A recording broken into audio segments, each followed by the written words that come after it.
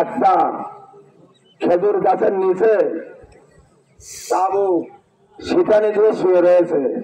চোখের পানি ছেড়ে দিয়ে বললেন, ওমর, তুমি তোমার জাতিকে নিরাপত্তা দিতে সক্ষম হয়েছ, গোটা জাতি তোমাকে নিরাপত্তা দিতে সক্ষম হয়েছে।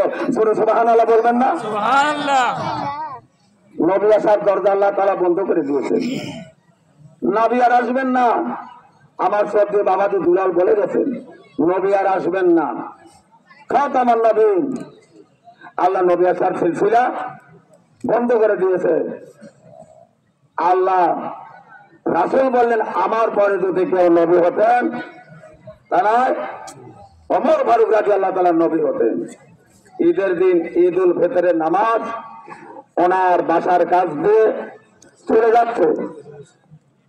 যাচ্ছে, দেখে ঘরের দরজা বন্ধ করে আমিরুল মুমিনিন অর্ধদানের প্রেসিডেন্ট ঘরের দরজা বন্ধ করে কাঁদতেছে।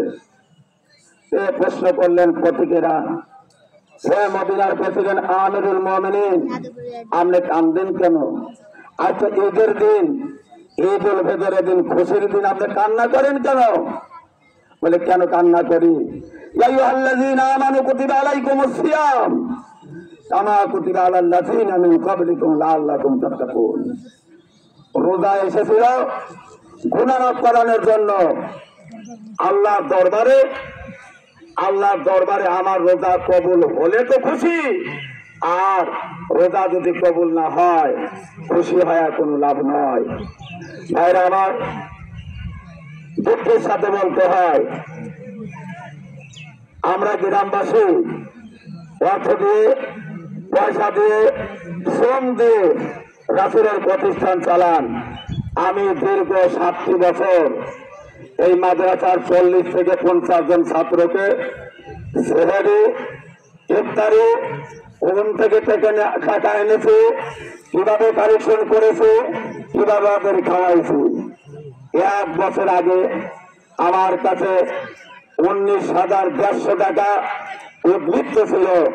সেই টাকাটা আমি আলহাজ মোকাম্মেল ইনসান মরহুম আল্লাহর প্রিয় গোলাম আলহাজ তাফাজ্জল মাস্টারের ক্যাশে আমি জমা দিয়ে দিলাম। মামা, এই টাকা কত বেঁচে গেছে। অনেকজন বাজারে কানা ঘুষা করে, ওরা লৌহে মাহফুজ 30 পারা কোরআন ওদের বুকে টুকরা টুকরা করে কাটেন। আলিফ, বা, ইয়া, নুন, একটা অক্ষর ওদের গোস্তের টুকরার ভিতর থেকে বের করতে পারবেন না। সূরা বাকারার থেকে নাস পর্যন্ত ওরা বলে দেবে, জোরে বলুন সুবহানাল্লাহ।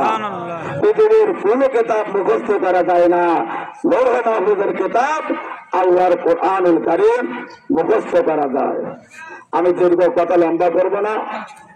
7 বছর কথা শেষ, কথা বলতে দাও। 7 বছর আমি এই মাদ্রাসার ছোট ছোট বাচ্চারা কুকুর থাকে রাস্তায়, বৃষ্টি নামে, খেতে পায় না, কষ্ট হয়। কেউ কেউ বলে লালন হাজি নাকি ওই টাকা কালেকশন করে ব্যবসা করে, সবাই বলেন নাউজুবিল্লাহ। আমি 2 বছর হলে কালেকশনও করি না।